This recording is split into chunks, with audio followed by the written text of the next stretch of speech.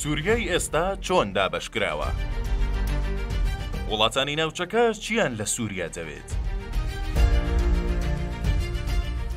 تا دێت دۆخی سووریا ناسەقام گیرتر دەبێت و ئەحمەد شەرعیش هەوڵ دەدات سەرەڕای گوشارەکانی تورکیا و ئەمریکا، هەروەها هێرشەکانی ئیسرائیل و داواکاری وڵاتانی ناوچەکە لە حکوومەتی نوێی سووریا سەقامگیری لە وڵاتەکەیدا جێگیر بکات.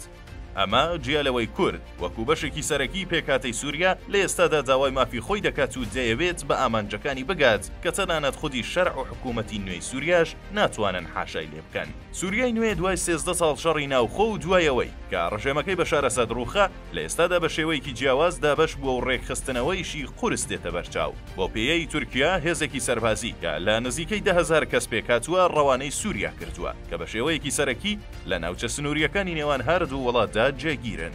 لەلایەکی دیکەوە سوپای نیشتمانی سووریا کە دەکەوێتە باکووریە وڵاتە لە نێوان 70 بۆ 90,000 میلیشیای چەکداری هەیە و ئەوانەیش دیسان لەلایەن تورکیاوە پاڵپشتی دەکرێن.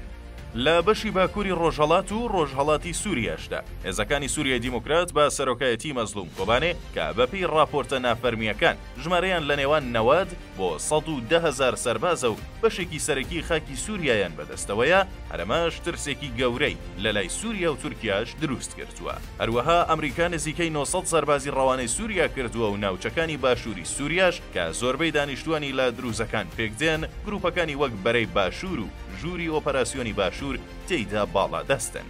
لەبارەی ویست و داواکاریەکانی تورکیاوە کە دەیان خەون و پرۆژەی بۆ ئایندەی سووریا هەیە، دکتۆر نەنار هاڤاج ئەنجامی گروپی خەیرانە نێودەوڵەتیەکان کە ناوەندێکی بیرکردنەوەی و بنکەکەی لە برۆکسلا دەڵێت تورکیا دەیەوێت سووریا ئەوەندە سەقامگیر بێت کە ئەو 3 ملیۆن پەنابەرە سووریەی لە تورکیادان بگەڕێنەوە بۆ وڵاتەکەیان. هەروەها گرنگتر لەوە دەیەوێت گروپە چەکدارە کوردیەکانی سووریا لە سنوورەکانی دوور بخاتەوە، چونکە پێی وایە ئەوان هاوپەیمانی پارتی کرێکارانی کوردستانن کە دوژمنی حکوومەتی تورکیایە. ئەمە جیالەوەی تورکیا دەیەوێت بە قازانجی خۆی خاکی سووریا بۆ بازرگانی و لایەنی ئابووری درێژخایەن بەکاربهێنێت.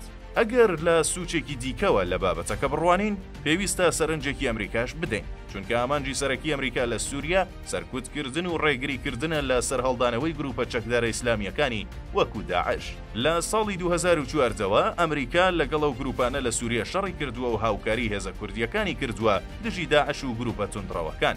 هۆکارێکی تری پشتیوانی ئەمریکا ئەوەیە کە هێزە کوردیەکان پارێزگاری لە زیندانی باکووری ڕۆژهەڵاتی سووریا دەکەن کە هەزاران ئەندام و خێزانی داعشی تێدایە و وەکو مەترسیەکی جدی سەیر دەکرێن. ئەگەرچی باسوخواسێک لەسەر کشانەوەی هێزەکانی ئەمریکا لە سووریا لە ئارادا بوو، بەڵام تاوەکو ئێستا سەرۆکی نوێی ئەمریکا دۆناڵد ترامپ لەم بارەیەوە فەرمانێکی یەکلاکەرەوەی دەرنەکردووە.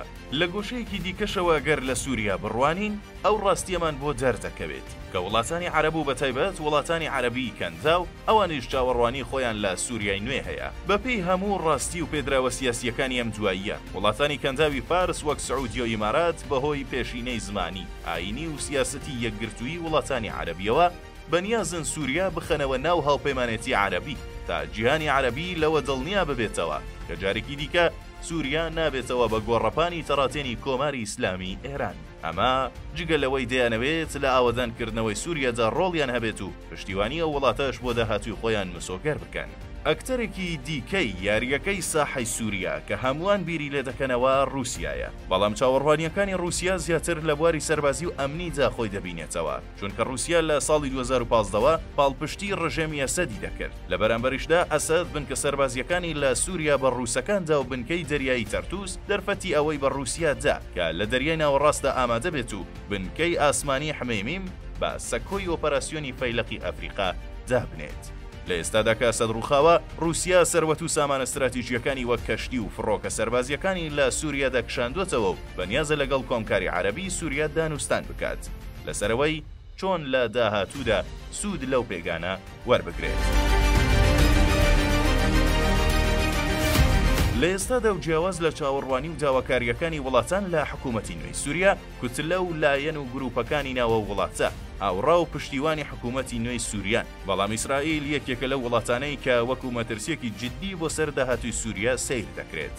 چونکە لە ماوەی چەند مانگی ڕابردوودا سوپای ئیسرائیل بەشێک لە خاکی سووریا واتە بەرزاییەکانی جۆلانی داگیر کرد و دەیان هێرشی ئاسمانی کردە سەر بنکە و ناوەندە سەربازیەکانی ڕژێمی پێشووی سووریا. ئیسرائیل کە بە ناوی بەرگری و پاراستنی وڵاتەکەی ئەم بەرەو پێشچوونەی لە خاکی سووریا ئەنجامدا، ئێستا ئیتر باڵادەستی خۆی لەو ناوچانەدا سەپاندووە و گومان لەوە دەکرێت کە ئیسرائیل نیازی هەبێت لە دۆخی ئاڵۆزی ئێستای سووریا سوود وەربگرێت و خاکی زیاتری ئەو وڵاتە داگیر بکات.